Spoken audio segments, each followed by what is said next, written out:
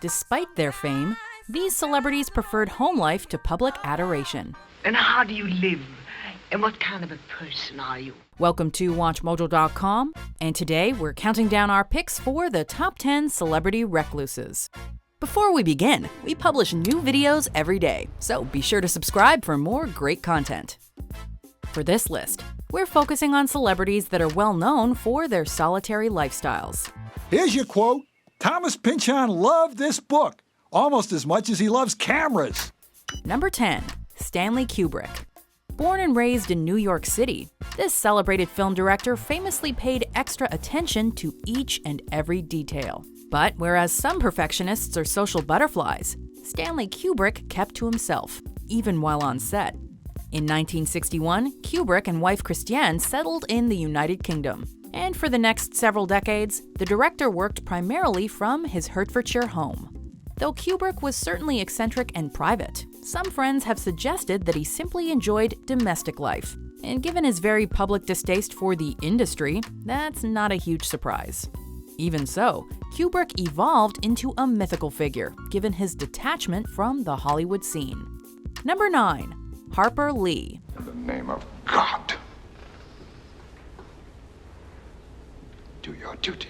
This Alabama native stunned readers with her 1960 novel To Kill a Mockingbird. But aside from that, during her 89 years, Harper Lee stayed out of the spotlight. So much so that many questioned whether she'd actually written her most famous work. You paid him to say that. In fact, Lee never published another book, at least aside from 2015's Go Set a Watchman, which was reported to be a first draft of Mockingbird.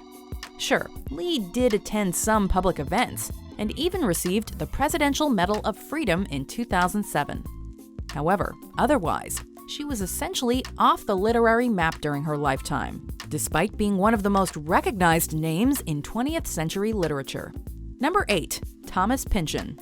Since his 1963 debut novel, this American author has remained a complete enigma. In fact, in the 90s, the John Larroquette Show even made a running gag of his reclusive ways, as he's made avoiding photographers a full-time job. Thomas Pynchon is a friend of yours. The author's gone on record about his private lifestyle, noting that recluse is just a media label. But Pynchon's behavior has unsurprisingly led to wild fan theories and conspiracies. Hey, over here, have your picture taken with a reclusive author. It's even been suggested that Pynchon was actually J.D. Salinger, despite his own military background being on public record. Uncertainty about Pynchon's personal life aside, he's continued to publish, and may have even appeared in the 2014 adaptation of Inherent Vice, at least according to Josh Brolin. He's here. He's in the kitchen. Number 7. Nikola Tesla. Go home. Forget this thing. I can recognize an obsession. No good will come of it. Undoubtedly one of the world's most brilliant innovators, this Serbian-American died a broken man. Despite his intelligence, Nikola Tesla struggled to sell his inventions during his lifetime, and had a history of being swindled and cheated. Even so, he lived to the age of 86, spending his final reclusive years in New York City. In the internet era, Tesla has become a legendary figure, but during his life, he was known as a guy with strange yet original ideas. Though Nikola Tesla's friendships, including one with author Mark Twain, have been documented, he seems to have preferred work to socializing. Number 6. John Hughes. The director of numerous classics before he ultimately retired in 1994, John Hughes was known as much for his reclusiveness as he was for his output. Hughes even occasionally wrote under the pen name Edmond Dantes, using the moniker on films like Drillbit Taylor and Made in Manhattan. Hello. Hi. However, the iconic filmmaker essentially disappeared from the Hollywood scene while living among family and friends in the Chicago area. In 2008, a year before his death, the Huffington Post asked a question that had unquestionably crossed the minds of moviegoers over the years. Whatever happened to John Hughes? Despite his untimely death, Hughes' early work remains highly influential, even if many cannot identify his face.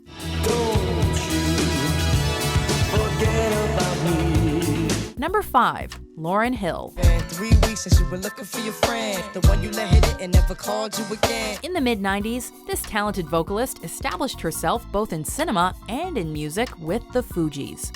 Upon winning 5 Grammy Awards for her 1998 solo debut, it seemed that Lauryn Hill was destined to become a leading figure of early 21st century pop culture. Ready or not, here I come. By the year 2000, however, Hill's behavior often prompted negative headlines, and she became increasingly unpredictable.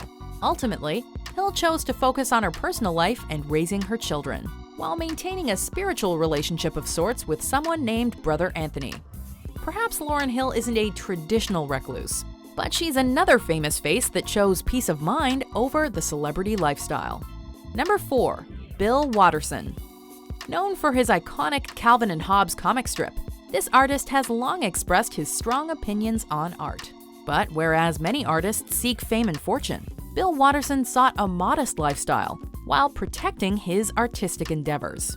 Translation: Watterson abruptly retired his beloved comic strip back in 1995, moved back to his hometown in Ohio, and today doesn't give many interviews. He also refuses to allow official merchandising of his much-loved characters, and doesn't seem interested in a revival. All in all, Bill Watterson has pretty successfully returned to anonymity, despite his relevance to the comic industry. Number 3. Greta Garbo. This Swedish actress evolved into a true cinema icon by 1930. But by the end of the decade, Greta Garbo retired at only 36 years of age, distancing herself from the spotlight. Where are you? Where are you? And in the 50s, Garbo settled into a Manhattan apartment, where she lived until her 1990 death. Given that many adored the actress, there's been speculation as to why she chose the reclusive life. Then again, she reportedly wasn't comfortable in crowds, and even shunned invitations to the Academy Awards. Garbo embraced her close circle of friends, but she refused to fuel the Hollywood hype machine by rejecting it completely. This morning, the bees left the hive and we had to bring them back. This afternoon, I washed my hair. Those are the 2 exciting events of my day. Number 2. J.D. Salinger. Known for his iconic novel The Catcher in the Rye, this author quite famously lived off the grid for decades.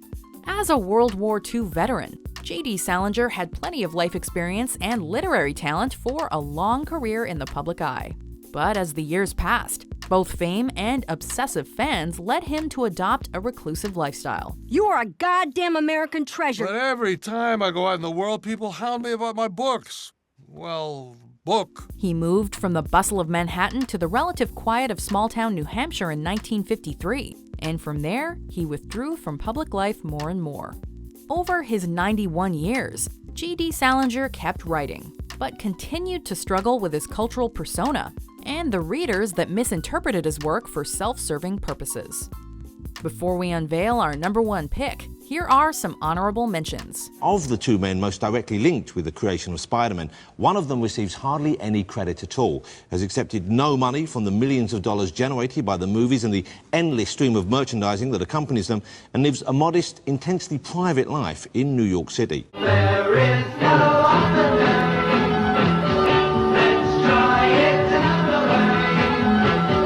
You'll lose your mind and play. Number 1. Howard Hughes.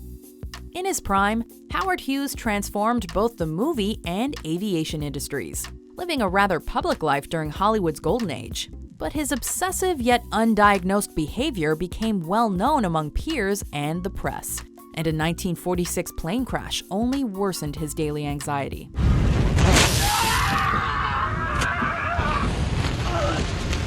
For the last 30 years of his life, Hughes' influence was always felt, but the man himself was rarely seen. He continued to strengthen his legacy as a business mogul and ultimately became one of Sin City's most powerful men. But behind closed doors, his OCD and chronic pain took hold, causing him to disregard hygiene, behave erratically, and ultimately disappear from public view. Do you agree with our picks? Check out these other great clips from WatchMojo and subscribe for new videos every day.